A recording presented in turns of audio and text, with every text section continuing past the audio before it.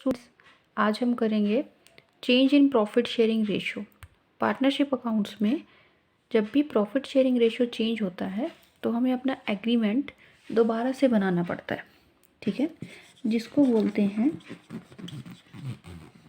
Reconstitution. री मतलब again, फिर से, और कॉन्स्टिट्यूशन मतलब बनाना या गठन करना, ठीक है। कॉन्स्टिट्यूशन मतलब टू क्रिएट, तो रिक्रिएट करने पड़ते हैं हमें अकाउंट्स, यानी कि जो भी एग्रीमेंट पार्टनरशिप में पार्टनर्स के बीच में हुआ था उसको हमें दोबारा से रिक्रिएट करना पड़ता है, तो उसको कहते हैं रिकॉन्स्टिट्यूशन। तो ये कब करना पड़ेगा? अगर पहला केस है, रिकॉन्स्टिट्यूशन कब कब करते हैं? पहला केस, अगर पार्टनर्स के बीच में उनकी जो प्रॉफिट शेयरिंग रेशियो है अगर वो चेंज हो जाए, ठीक है। अगर प्रॉफिट शेयरिंग रेशियो चेंज हो गई तो भी उनको एग्रीमेंट जो है वो फिर से बनाना पड़ेगा, उसमें कुछ ना कुछ चेंजेस जो है करने पड़ेंगे। दूसरा, रिकॉन्स्टिट्यूट करने का रीज़न क्या है? अगर कोई भी नया पार्टनर आ गया, एडमिशन ऑफ न्यू पार्टनर, कोई भी अगर नया पार्टनर आता है तो भी रिकॉन्स्टिट्यूट करना पड़ेगा, ठीक है। ऐसे ही अगर कोई पार्टनर चला गया, रिटायर हुआ, या किसी पार्टनर की अगर डेथ हो गई तो भी आपको एग्रीमेंट रिन्यू करना पड़ेगा, तो इसी को बोलते हैं रिकॉन्स्टिट्यूशंस। ये तो थी पार्टनर्स की बात। अब आगे क्या था कि अगर कोई फर्म, पार्टनरशिप जो बिजनेस होता है वो होती हैं फर्म्स, ठीक है। अगर दो फर्म्स का एमलगमेशन हो रहा है, एमलगमेशन का मतलब क्या होता है कि वो जॉइंट हो रही हैं, ठीक है, तो भी आपको क्या करना पड़ेगा? रिकॉन्स्टिट्यूशन करना पड़ेगा। तो आज हम करेंगे सबसे पहला केस, जिसको बोलते हैं change into profit sharing ratio, ठीक है। प्रॉफिट शेयरिंग रेशो चेंज होगी तो क्या होगा? मान लीजिए पार्टनर, दो पार्टनर थे और वो दोनों बराबर के साझेदार हैं। पार्टनर्स हैं ए और बी, वो बराबर के साझेदार हैं, तो इसका मतलब कि जब भी प्रॉफिट होगा तो वो बराबर बराबर बांटेंगे। बराबर बराबर का मतलब अगर ए आधा आधा बांटेंगे तो आधे का मतलब क्या हुआ कि हमने एक का दो हिस्सों में डिवाइड किया, एक को दो हिस्सों में डिवाइड किया, तो टोटल प्रॉफिट जो है वो हमेशा कितने के बराबर होगा? टोटल प्रॉफिट कितने के बराबर? 1 के। उसको जितने लोगों में बांटेंगे तो हम उसके उतने ही हिस्से बांटेंगे, तो उतने ही हिस्सों में उसको डिवाइड कर देंगे। अगर 3 पार्टनर हैं तो एक, यानी कि टोटल प्रॉफिट को हम 3 हिस्सों में बांट देंगे। ये बात ध्यान रखनी है, ठीक है। तो अब अगर उनकी प्रॉफिट शेयरिंग रेशियो चेंज हुई, मान लिया ए और बी दो पार्टनर थे, पहले जो उनकी रेशियो थी वो थी 2:1, तो इस रेशियो को हम क्या बोलेंगे? ओल्ड रेशियो, ठीक है।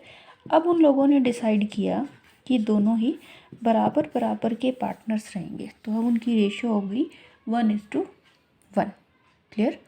अब इससे क्या होगा कि जो पुराना पार्टनर, जो ए था, वो पुरानी रेशियो के हिसाब से उसको ज़्यादा हिस्सा, अब उसको कम हिस्सा मिलेगा, तो उसने क्या किया? बी के लिए अपना हिस्सा किया, ठीक है।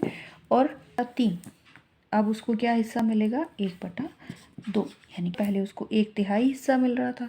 तो ये क्या करता है? ये करता है गेन। क्या है? जब भी आप sacrifice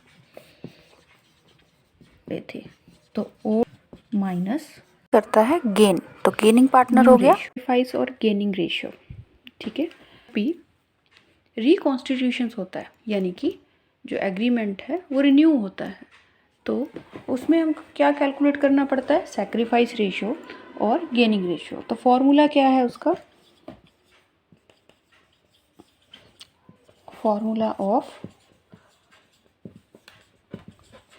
sacrifice ratio.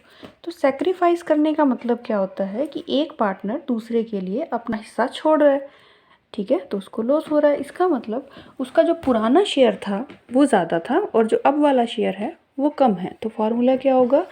Old share, यानी कि ओल्ड रेशो माइनस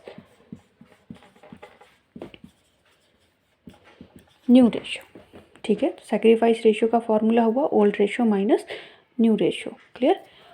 ऐसे ही जो नया पार्टनर है या कोई प्रॉफिट शेयरिंग रेशो, किसी पार्टनर को कुछ बेनिफिट हुआ मतलब उसका जो पुराना रेशो था वो उसे कम मिल रहा था और अब जो नया रेशो है वो ज़्यादा है, तो उसके लिए फॉर्मूला क्या होगा,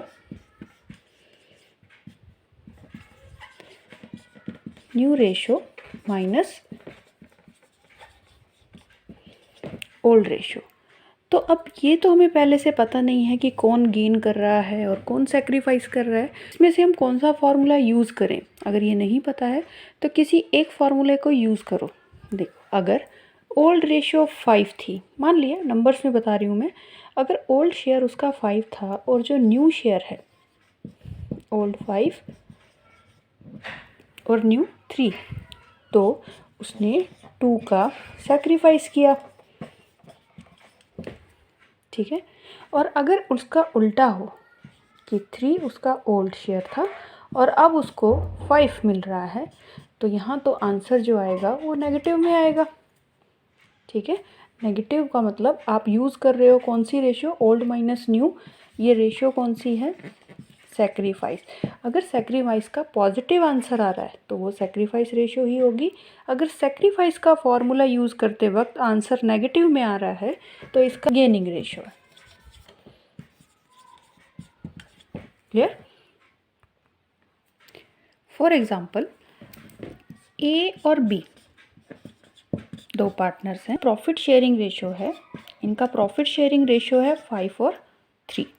ठीक है, उन्होंने जब नया फाइनेंशियल ईयर शुरू हुआ यानी कि 1 अप्रैल और जो भी ईयर शुरू हुआ, वहाँ उन्होंने डिसाइड किया कि अब से हम इक्वली प्रॉफिट शेयर करेंगे। तो उनका जो न्यू रेशियो है वो हो गया 1:1 और जो उनका पुराना शेयर था वो था 5:3। तो अब आपको कैलकुलेट करना है कि उन्होंने सेक्रीफाइस किया किसने किया और किसने गेन किया। तो हम एक ही फॉर्मूला यूज़ करेंगे, old ratio minus new ratio. तो ए का शेयर देखो, ए का जो शेयर था ओल्ड, उसमें से माइनस करेंगे न्यू वाला। ठीक है, ओल्ड शेयर कितना था 5, तो इसको कैसे लिखेंगे हम, 5 + 3 8, तो 5/8 उसका ओल्ड शेयर था और अब जो उसका शेयर है वो है 1:1 मीन्स 1/2। ठीक है, तो फॉर्मूला में पुट किया हमने इसको। अगर आप इसका एलसीएम लेते हो 8, तो ये आ गया 1/8। ठीक है, पॉजिटिव आंसर है, इसका मतलब ए ने बी के लिए 1/8 शेयर अपना सेक्रीफाइस किया। अब बारी बी की, कितना उसने, बी का शेयर कितना था ओल्ड, वो था 3/8 और अब उसको जो शेयर मिल रहा है वो है 1/2। ऐसे ही हम लेंगे तो कितना आ जाएगा 3 - 4। तो अब जो आंसर आ रहा है वो आ रहा है माइनस में। आपको माइनस में नहीं लिखना है, आपको इसको ब्रैकेट में लिखना है और ये बताना है कि बी ने गेन किया, तो ये उसका गेनिंग रेशियो आ गया है। ठीक है, और ये भी ध्यान रखना है कि जितना सेक्रीफाइस रेशियो होगा गेनिंग रेशियो भी उतना ही होगा। मींस ये अपना जितना हिस्सा छोड़ रहा है बी के लिए, बी उतना ही एक्स्ट्रा रिसीव करेगा, तो ये दोनों बराबर होने चाहिए। क्लियर। अगर किसी को कोई डाउट है तो कमेंट करके ज़रूर पूछिएगा। Thank you.